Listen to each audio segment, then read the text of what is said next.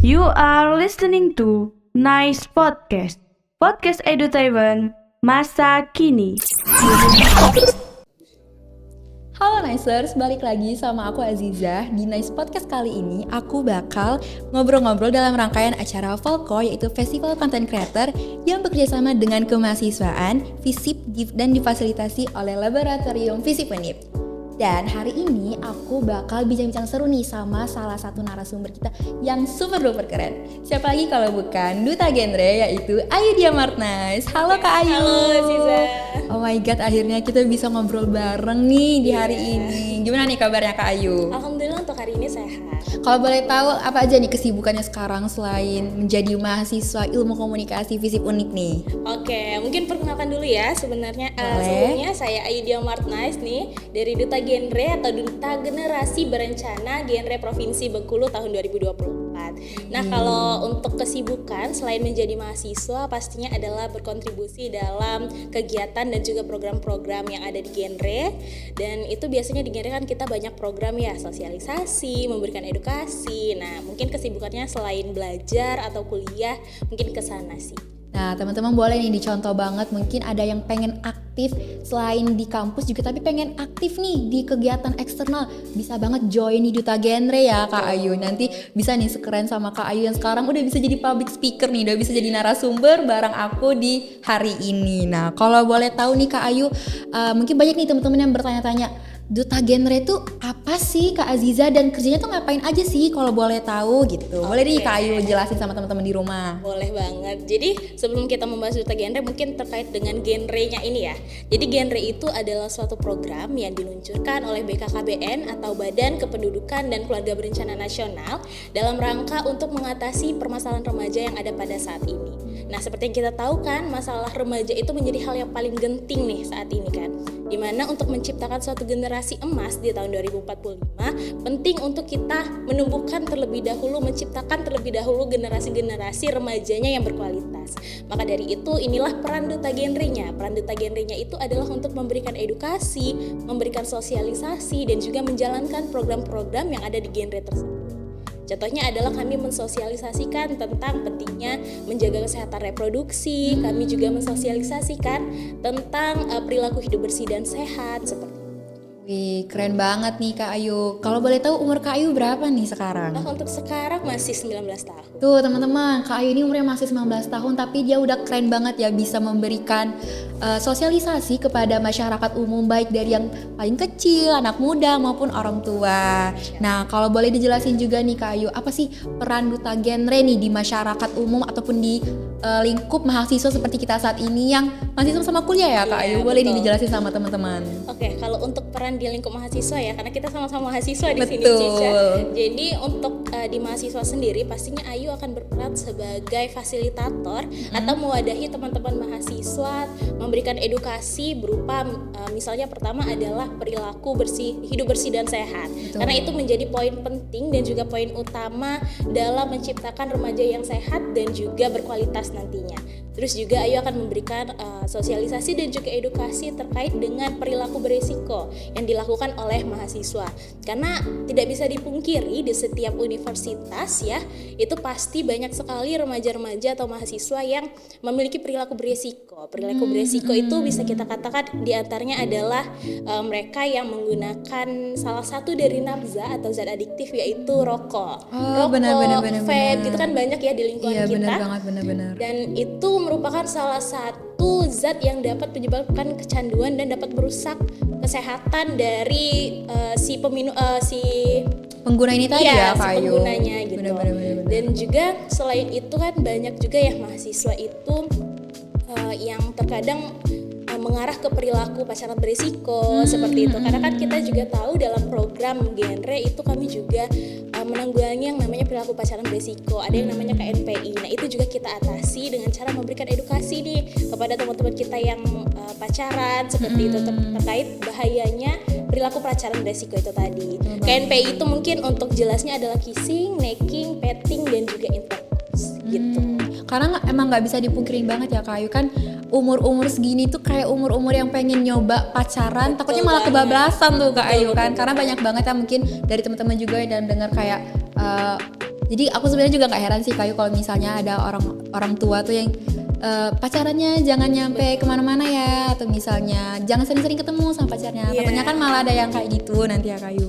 Terus juga nih aku pengen nanya nih sama Kak Ayu, apa nih yang perlu dibenahi oleh Duta Genre ini seputar perilaku remaja di lingkungan kampus selain itu tadi tuh? Kan ada banyak lagi yang mungkin beberapa perilaku yang menyimpang. Kita sebagai mahasiswa ini kita juga ngeliat kayak, oh ini kayaknya nggak bener nih, atau kayak, oh ini kayaknya harusnya lebih bisa diatasin lagi sih sama Duta gitu misalnya. Coba boleh nih. Oke, yang paling perilaku mahasiswa itu biasanya tercantum dalam triad KRR nih. Jadi kan triad KRR itu adalah 3 resiko permasalahan kesehatan reproduksi remaja. Nah, mahasiswa ini kan masih termasuk dalam remaja ya. Betul. Dan juga yang dapat kita temui itu di mahasiswa itu terkadang ada juga yang terjerumus ke dalam perilaku seks bebas atau seks pranikah.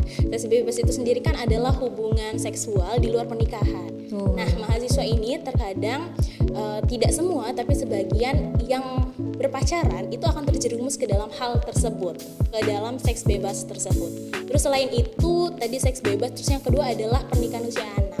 Terkadang ketika mereka melakukan hubungan seksual itu akan menyebabkan mereka akhirnya terjerumus ke dalam pernikahan usia anak, dan ini yang dapat merusak generasi-generasi ke depannya. Karena kan seperti kita tahu ketika seseorang melakukan pernikahan usia anak dan juga mengandung nantinya, anak yang dilahirkan itu kan pasti belum siap gitu. Nah, ibunya juga belum siap untuk melahirkan, terus anaknya nanti lahirnya bisa berdampak stunting dan sebagainya.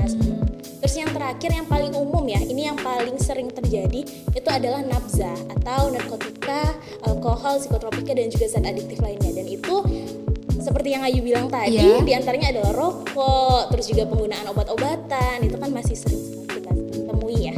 Aku setuju banget sih sama Kak Ayu yang tadi tuh statement tentang banyak banget ya anak zaman sekarang tuh yang awalnya mungkin coba-coba pacaran tapi malah akhirnya menikah di usia dini. Karena aku sendiri aja ngeliat banyak banget sekarang tuh kayak orang yang nge-share tentang kehidupan dia setelah menikah, itu mereka usianya udah mateng tapi kadang ngerasa yang kayak aku baby blues deh kayak gitu. Kayaknya aku belum siap deh jadi ibu. Terus sekarang tuh suka mikir kayak, waduh ini aja mereka yang umurnya udah siap masih suka nggak siap gitu ya. Tapi apakah anak yang di bawah umur ini udah siap? Itu kan justru sangat-sangat berbahaya ya Kak Ayu kan, bagi fisik, bagi psikolognya juga gitu kan. Aku setuju banget, kayaknya kita harus benar-benar lebih banyak belajar lagi nih guys. Terutama aku sangat berterima kasih sama Kak Ayu nih.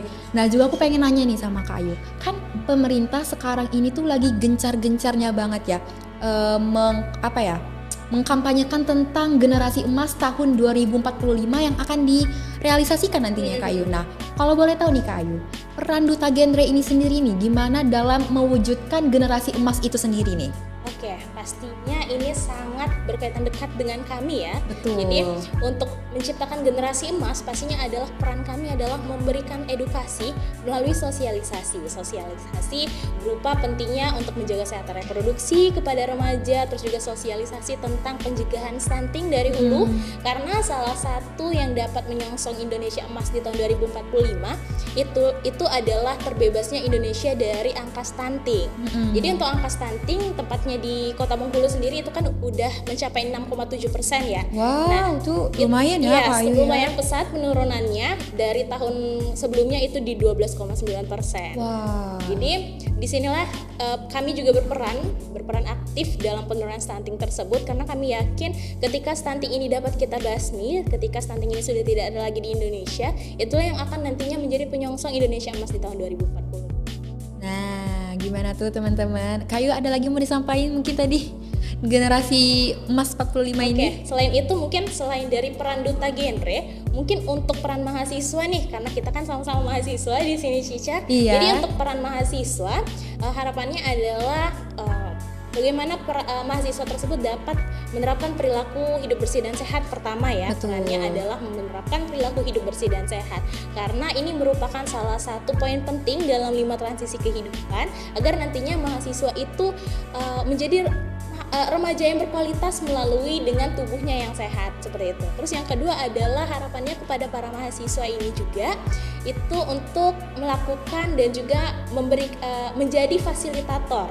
Jadi tidak hanya duta genre ini yang berperan untuk memberikan edukasi, memberikan sosialisasi, juga harapannya mahasiswa ini berperan aktif untuk memberikan sosialisasi paling tidak ke teman-teman sekitarnya. Betul. Jadi ketika kamu berada pada ranah positif, maka kamu harus menyebarkan ranah positif itu kepada teman-teman kamu semua. Gitu. Keren banget nih Kak Ayu teman-teman. Iya. Nah mungkin juga teman-teman nih yang masih bertanya-tanya apa sih generasi emas itu 2025, mungkin teman-teman bisa searching ya di Google sekarang ya Kak Ayu. Karena tidak dipungkirin juga kita nih sebagai mahasiswa akan menjadi orang tua ya Kak Ayu di masa depan yang akan nantinya memiliki anak, dan tentunya kita harus menghasilkan generasi yang cerdas yang bisa mewujudkan generasi emas 2045 itu sendiri. Nah mungkin lagi nih Kak Ayu, aku bener-bener kepo nih sama duta genre. Kalau untuk di setiap kota tuh ada berapa ini Kak Ayu dutanya gitu? Oke, jadi untuk duta genre ini sebenarnya kita se-Indonesia itu ada ya duta genre. Nah, untuk di Provinsi Bengkulu itu ada sekitar 12 pasang. Jadi duta genre ini berpasang-pasangan. Jadi ada cewek, ada cowok gitu. Nah, untuk Ayu sendiri berasal dari duta genre Provinsi Bengkulu, tapi selain dari provinsi itu ada juga tingkat kota dan juga kabupaten. Nah, untuk aku sendiri itu kemarin berasal dari duta genre kota yang akhirnya naik ke duta genre provinsi melalui pemilihan lagi itu. Keren banget Kak Ayu, aku amazed banget dengernya. Terus gimana lagi Kak Ayu? Nah, untuk menuju ke tahapan menjadi duta genre provinsi itu melalui pemilihan yang namanya Adujak atau apresiasi duta dan jambore ajak kreativitas, dan itu baru aja aku laksanain baru-baru ini. Oh my god, jadi Kak Ayu baru banget nih jadi duta genrenya. Baru banget, masih fresh banget ini. Masih fresh banget ya teman-teman, bisa lihat modelan Kak Ayu ini yang sangat-sangat cantik luar biasa. Mahasiswa ilmu komunikasi itu udah gak diraguin lagi sih. Emang mahasiswa ilmu komunikasi itu banyak banget duta-duta. Tapi aku benar-benar salfok sama Kak Ayu, soalnya Kak Ayu ini benar-benar bisa mengedukasi, selain cantik, pinter, tapi juga bisa mengedukasi banyak masyarakat umum maupun di tingkat mahasiswa itu sendiri. Masya Allah. Terus apalagi nih Kak Ayu, aku kepo banget ya, boleh dijelasin lagi nggak? Tentang apa nih? Tentang duta genrenya tadi. Oke, duta genre ya, tentang duta genre. Jadi kalau aku sendiri mungkin aku akan cerita tentang perjalanan aku sampai menjadi duta genre. Ya, ya boleh. Jadi dulu waktu itu berawal dari aku yang menjadi anak introvert nih. Aku dulu introvert oh my banget. god, sampai sekarang bisa menjadi narasumber keren gini. Jadi dulu itu aku kan SMA di SMA 11 Kandang Mas itu ya, yang mana lingkup sekolahnya itu enggak yang sebesar kayak SMA lain, SMA yang terkenal di Kota Bengkulu itu enggak. Jadi di situ tuh aku ketemu sama duta genre dari provinsi juga, yang saat ini dia udah tamat kuliahnya, dan dia yang menjadi motivator terbesar aku sampai dengan saat ini sih. Masya Allah. Nah, saat itu aku masuk pertama kali ke Pick Air, makanya aku bisa kenal dengan genre itu adalah aku masuk ke Pick Air, terus dijelasin sama duta genre saat itu, duta genre provinsi, tentang genre itu apa, tujuannya apa, dia ngapain aja gitu. Nah, terus aku tertarik sama public speakingnya dari Mbak Duta Genre ini, karena aku melihat kayaknya menjadi seorang duta public speakingnya bisa bagus deh gitu. Terus kok dia bisa sepercaya diri itu untuk ngomong di depan, sepercaya diri itu untuk memberikan penyuluhan, karena kan tugas dari duta genre sendiri kan pastinya bertemu dengan orang banyak, bersosialisasi ya. Iya, apalagi ke anak-anak, ke ibu-ibu, mereka tuh bisa dengan luwes gitu nah untuk memberikan penyuluhannya. Jadi saat itu aku jadi tertarik untuk bergabung ke dalam genre dulu saat itu. Akhirnya aku bergabung ke dalam genre di tahun 2021, terus di tahun 2023-nya aku bergabung menjadi duta genre Kota Bengkulu, sampai dengan akhirnya 2024 menjadi duta genre provinsi. Masya Allah, keren banget. Berarti itu perjalanannya dimulai waktu dari SMA ya Kak? Iya, dari SMA kelas 10. Kelas 10 lebih tepatnya ya. Dan sekarang masih lanjut nih, udah kuliah juga ya? Masih lanjut, karena ternyata emang di genre itu senyaman itu. Senyaman itu. Iya, udah kurang lebih 3 tahunan. Udah 3 tahun ya Kak? Iya ya, dari tahun 2021 ya, 2022, 2023, 2024 akhirnya. Masya Allah. Tapi sejauh ini nih Kak Ayu, apakah Kak Ayu masih pengen mencoba challenge lagi nih, atau kesempatan lainnya masih pengen diambil atau enggak? Pasti. Aku tuh juga merupakan orang yang suka dengan tantangan-tantangan baru ya Cica. Jadi ketika apalagi menjadi duta genre yang tantangannya banyak sekali, masuk ke dalam ranah masyarakat, dalam semua lingkup masyarakat, mulai dari anak-anak sampai dengan lansia, karena kami juga memberikan pikiran kepada lansia, dan itu menjadi tantangan tersendiri bersama pada kami, dan aku suka itu gitu.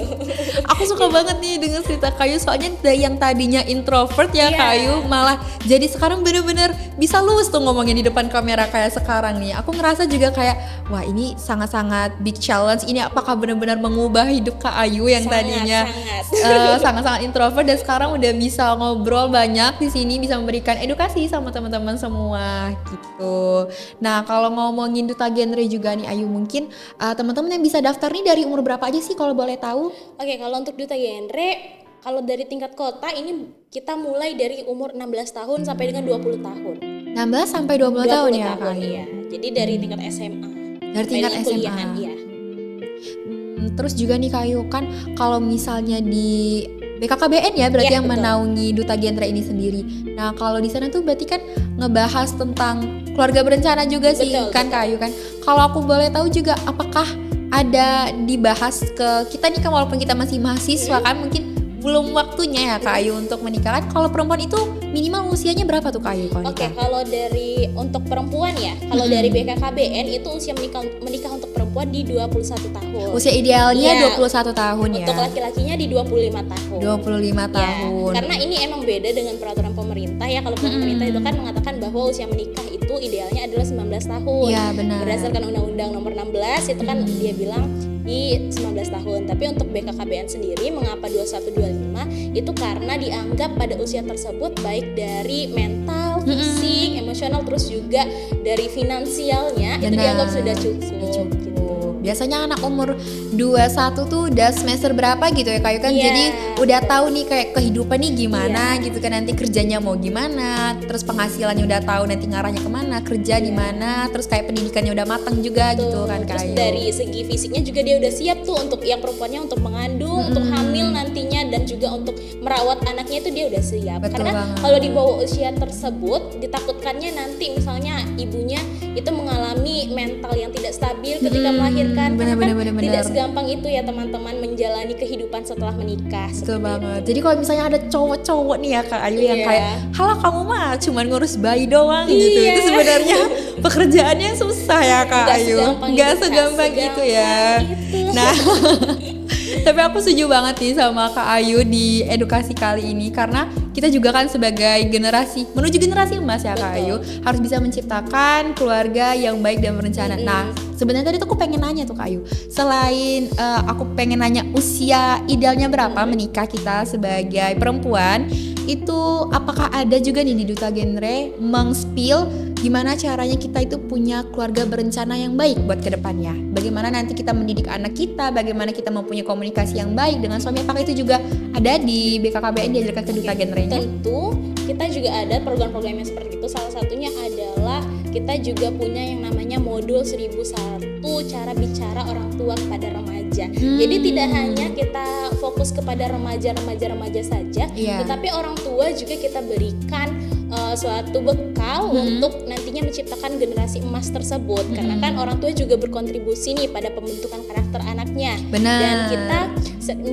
sering juga menemukan bahwa anak-anak remaja itu dia terganggu mental health-nya atau terganggu perkembangannya atau bagaimana dia berperilaku di masa depan itu adalah hasil dari didikan sejak dia kecil. Sejak kecil. Berarti jadi, lingkup keluarga ini sangat berpengaruh ya Kak Ayu.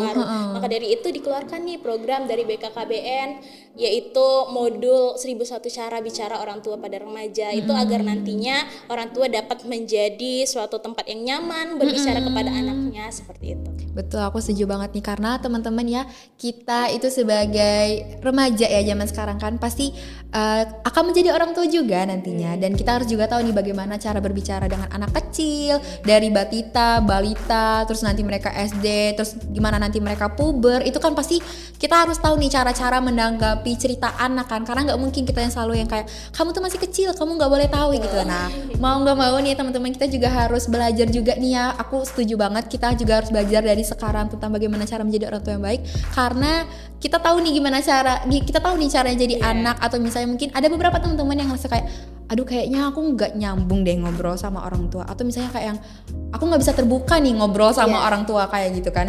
Jadi kayak ngerasa ini bukan tempat pulang. Nah jangan sampai kita nanti generasi remaja saat ini Kak Ayu ya ngerasa kayak ya ampun kok aku gagal jadi orang tua atau gimana gitu kan. Kalau bisa kita memang menjadi tempat pulang yang paling nyaman buat keluarga kita nantinya.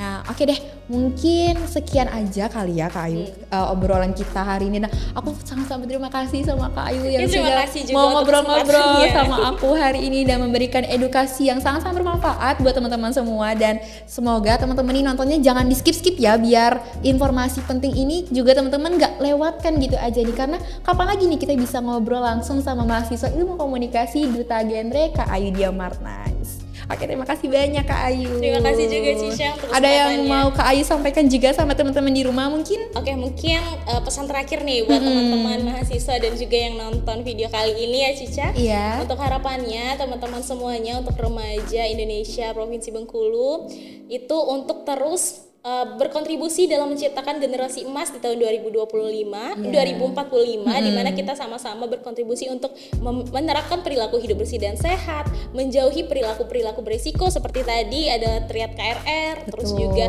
pernikahan usia anak, seks bebas dan juga nafsa. Harapannya teman-teman bisa menghindari hal tersebut dan ayo kita sama-sama menciptakan generasi emas di tahun 2045. Oke deh, terima kasih banyak Kak Ayu. Sama-sama. Kalau gitu juga aku terima kasih sama teman-teman semua yang udah mau nonton video podcast kali ini, dan jangan di skip ya videonya sampai akhir. Dan jangan lupa juga buat pantengin terus episode kita selanjutnya, karena di episode selanjutnya kita bakal ngundang juga narasumber yang super duper keren di acara Falco kita kali ini. Aku Aziza dan terima kasih, sampai jumpa. Wassalamualaikum warahmatullahi wabarakatuh.